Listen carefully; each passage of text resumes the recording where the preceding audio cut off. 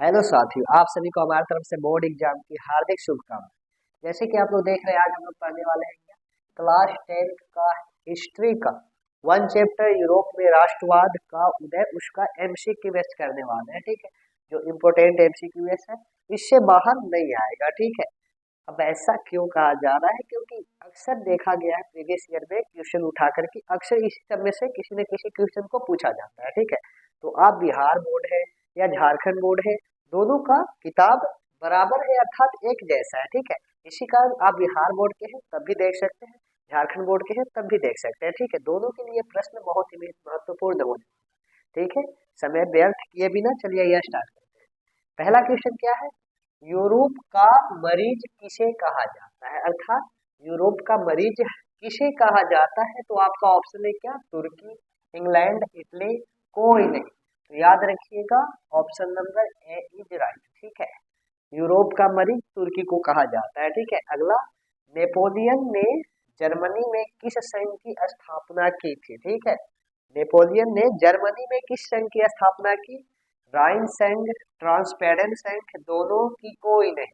तो याद रखिएगा, राइन संघ की स्थापना की थी, ऑप्शन नंबर है। तीसरा क्वेश्चन है, जर्मनी का संबंध किस संगठन से था? ठीक है, जर्मनी है ना, जर्मनी का संगठन किस देश से था?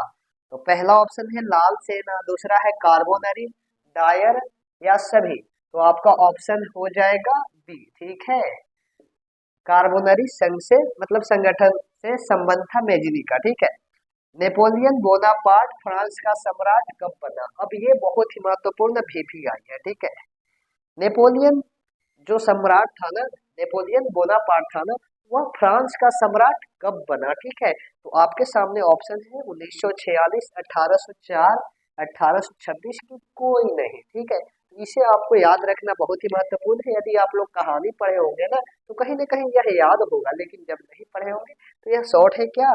यहाँ पे आपका ऑप्शन हो जाएगा 1804 ईस्वी में फ्रांस का सम्राट बना था क्या? Napoleon Bonaparte. ठीक है, ऑप्शन नंबर बी सही है। ठीक है, अब अगला क्वेश्चन देखते हैं। चलिए पांचवा क्वेश्चन देखते हैं। लुई 16वां फ्रांस का सम्राट कब बना?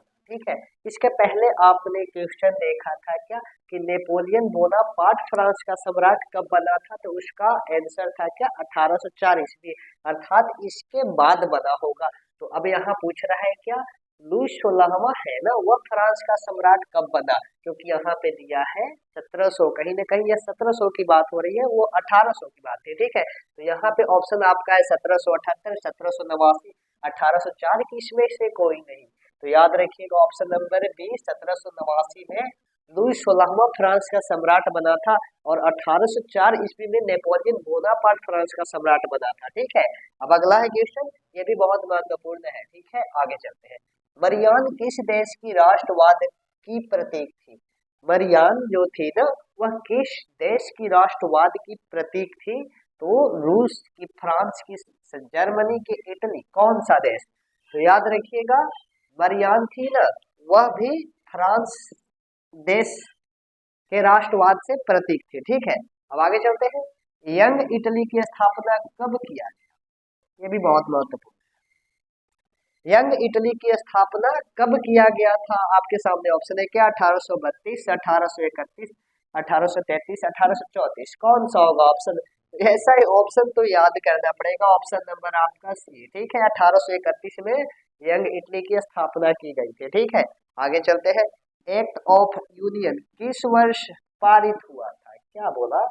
एक्ट ऑफ यूनियन था ना, यह किस वर्ष पारित हुआ था? यह भी बहुत बार क्वेश्चन पूछा गया है। ठीक है, प्रीवियस ईयर जो है ना, उसमें क्वेश्चन बैंक में देखा गया है अक्सर। ठीक है, तो एक्ट ऑफ यूनियन किस वर्ष पारित हुआ है? तो आपके सामने ऑप्शन है 1688, 1707, 1788 की 1807, कौन सा ऑप्शन होगा? तो याद रखिएगा, इसका भी ऑप्शन है बी, 1707 ईस्वी में एक्ट ऑफ यूनियन पारित हुआ था। ठीक है, अब चलते हैं हम लोग आठवां नहीं नौवां क्वेश्चन की ओर। ठीक है, चलिए ये नवा क्वेश्चन देखते हैं।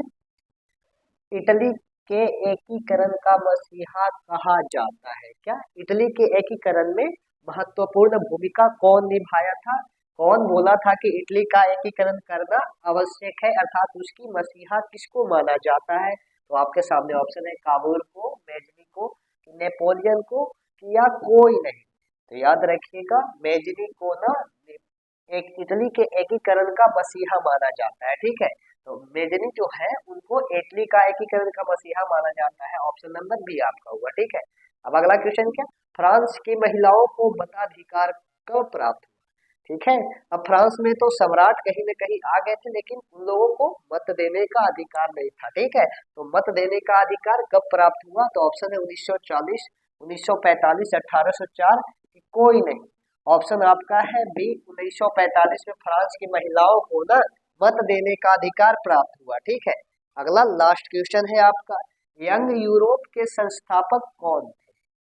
वहां पे यंग इटली की स्थापना कब हुई थी, इसके पहले हम लोग ने क्वेश्चन पढ़ा। अब यहाँ पे क्या है कि यंग यूरोप के संस्थापक कौन थे, अर्थात यंग यूरोप था ना उसके संस्थापना कौन किए थे? तो ऑप्शन है आपका गैरीबाल्डी, मेजनी, मुजेलिना की कोई नहीं। तो आपका ऑप्शन सही है क्या, मेजनी। मेजनी को यंग यूरोप के संस्थापक कहा जाता है, अर्थात यंग यूरोप के संस्थापक ना मेजनी किए थे, ठीक है। तो आज के लिए इतना ही, फिर मिलते हैं नेक्स्ट वीडियो में। यदि वीडियो अच्छा लगा होगा शेयर जरूर कीजिएगा।